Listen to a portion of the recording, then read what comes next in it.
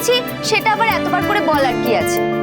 তাও তো বলেছিলাম ইলিশ আনতে, বললো সন্ধ্যের বাজারে ভালো ইলিশ পায় না। বোঝো কাণ্ড, ইলিশ তো আমি খাওয়াবো। ও মেজো বৌদি, যেদিন ইলিশ উৎসব হবে সেদিন আমরা বাড়িতেও ইলিশ বানাবো। হ্যাঁ বেশ, তাই করো। আচ্ছা মাসিমা, স্মার্ট মেয়ে ডাক্তার রহস্যটা কি? আমি খালি ভাবে জিজ্ঞাসা করব, জিজ্ঞাসা করা হয় না। আসলে আসলে কি বলো তো, সত্যি কথাটা হলো আমাদের বাড়িতে কেউই বেশি লেখাপড়া জানে না, একমাত্র মেজো বউ আর আমার ছোট ঠাকুরপোই লেখাপড়া করেছে, তাই।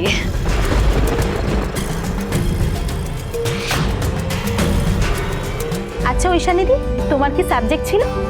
ইংলিশ। বাবা ইংলিশ, আমি তো বাংলা।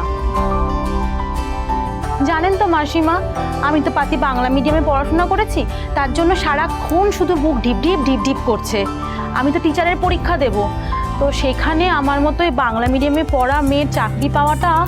তোমাকে বলেছি না, পরীক্ষায় পাশ করার সাথে বাংলা মিডিয়াম ইংলিশ মিডিয়ামের কোনো সম্পর্ক নেই। স্কুলে পড়ানোর সাথে তো আছে বলো। তো স্কুলে তো তুমি বাংলাই পড়াবে, বাংলা কি আর ইংলিশে পড়ানো হয় নাকি? না ঠিক তা নয়, তবে বাংলা মিডিয়ামে পড়ার জন্য নিজেকে কখনো ছোট করবে না। এই জন্যেই ও আমার স্মার্ট মেয়ে। কে কতদূর লেখাপড়া করেছে সেটা বড় কথা নয়, ওর সাথে যুক্তিতে কেউ পেরে উঠবে না। বিপদের সময়তেও মাথা ঠান্ডা করে ও খুব সুন্দর জুঝতে পারে।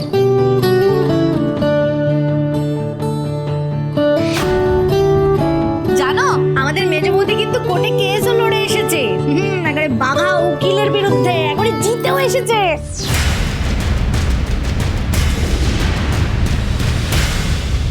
বাবা তাই নাকি? আমাদের শিউলিটা এত বেশি কথা বলে না। বলো বলো, ভালো করে বাড়ির কেচ্ছার কথা ঢাক পিটিয়ে বলো। ও দিদি, পটলের দোরমাটা সেই দিনের মতো হিং আর দই দিয়ে বানাবো তো? হ্যাঁ হ্যাঁ তাই বানাবো। জানেন মাসিমা, আমার বিয়ের পরপর আমার শাশুড়ি মা আমাকে বললেন রুটি বানাতে পারবে। আমিও খুব সর্দারি করে বললাম হ্যাঁ, কেন পারবো না। তারপর রুটি বেলছি তো বেলছি, সে রুটি আর কিছুতেই গোল হয় না। কোনোটা ভারতের মানচিত্র তো কোনোটা আফ্রিকার মানচিত্র।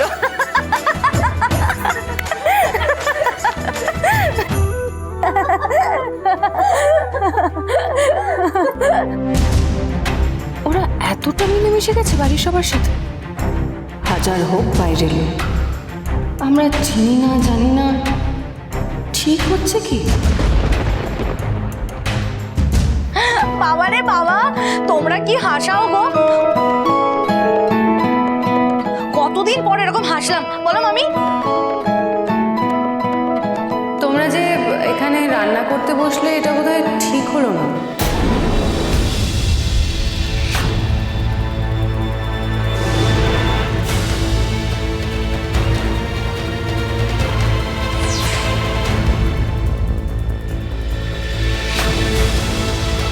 মেজো বউ কি কোনো সন্দেহ করছে নাকি? সামনেই তোমার পরীক্ষা না? তুমি প্লিজ দিদিমণির মতো কথা বলো না, সারাক্ষণ শুধু পড়ছি আর পড়ছি। কতক্ষণ এবার নিচে এসছি বলো, পড়তে পড়তে আমার মাথাটা পুরো ভার হয়ে গেছে, তাই ভাবলাম একটু না না, খুব ভালো করেছো তুমি। এই যে রান্নাঘরে এলে সবার সাথে একটু কথাবার্তা হলো, হাসাহাসি হলো, এতে কিন্তু মাথাটা ছাড়বে। না না, ঐশানীদি ভুল কিছু তো বলেনি।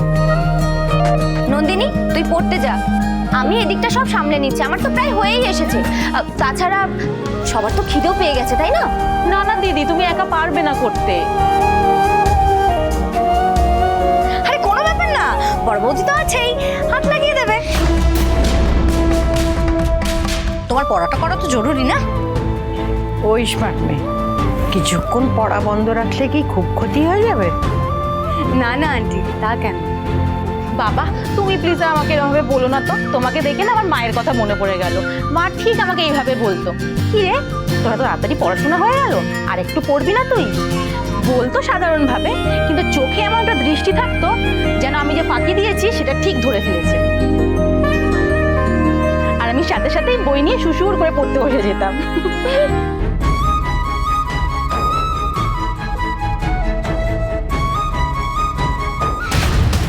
কি কারণে আমার একটা খটকা লাগছে? কি কারণে? বলছি তোমরাও ওদের সঙ্গে খেতে বসে যাও না।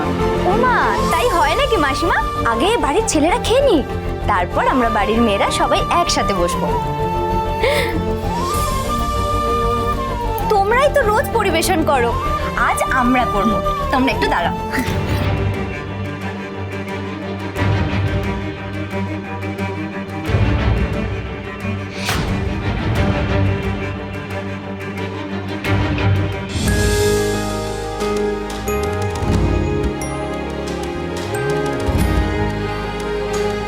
ব্যাস ব্যাস থাক।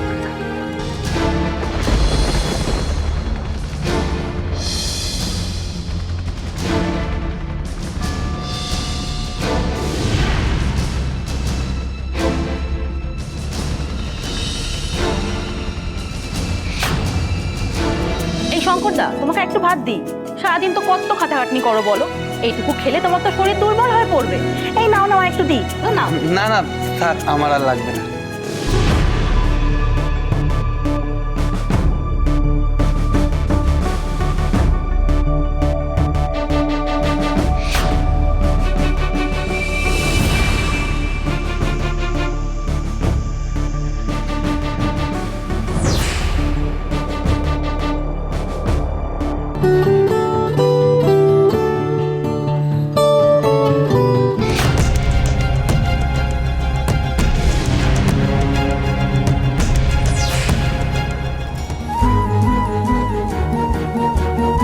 জানেন মাসিমা, অড়হর ডালে হিং আর ঘি দিয়ে আমাদের শাশুড়ি মা এত অপূর্ব রান্না করতো না, সে আপনাকে কি বলবো। মায়ের মতো রান্না তোমরা করতে পারবে না। তাই কখনো পারি বলো তো মাসিমা? মায়ের রান্না তো মায়ের রান্নাই হয়, তার স্বাদই আলাদা। তাও তো দিদি কিছুদিন মায়ের হাতে রান্না শিখতে পেরেছে, আমার তো সেই সৌভাগ্যও হয়নি। আসলে আমার বিয়ের পরপরই তো মা চলে গেলেন।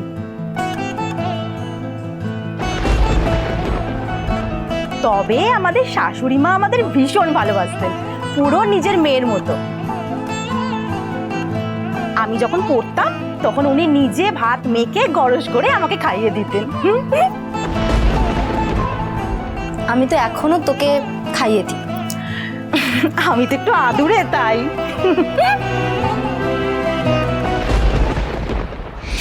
বাপরে বাপ, এই ছেলে মেয়েগুলো কি অভিনয় জানে রে বাবা।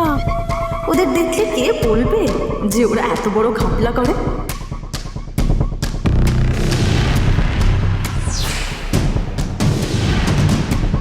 নিজ বউ এমন তীক্ষ্ণ দৃষ্টিতে ওদেরকে দেখছে কেন? ভাস্কর ওদের ঘরে ঢুকেছিল, কিন্তু মেজ বউ তো গিয়ে ভাস্করকে দেখতে পাইনি। তাহলে উফ, মেজ বউয়ের চোখ মুখের হাবভাব একদম ভালো ঠেকছে না। কিছু একটা সন্দেহ করছে। একটু বেশি যেন ভালো সাজার চেষ্টা করছে এরা, বড্ড চোখে লাগছে। দুদিনের জন্য অতিথি হয়ে থাকতে এসেছে, হাবভাবটা করছে দেখো না, যেন বাড়ির বউ।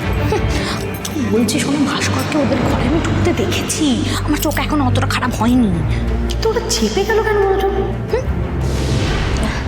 ও সুলিদি, হ্যাঁ না, তোমার কি খিদে পেয়েছে? তাহলে তুমি বসে পড়ো না। মানে তোমার খিদে পেলে তো আবার খিদে চেপে রাখতে পারো না, তাই। সবাই যখন খাবে তখনই খাবো। যাই, আমি গিয়ে একটু ভাত নিয়ে আসি। ও আমিও যাই, পটলের দোরমাটা নিয়ে আসি।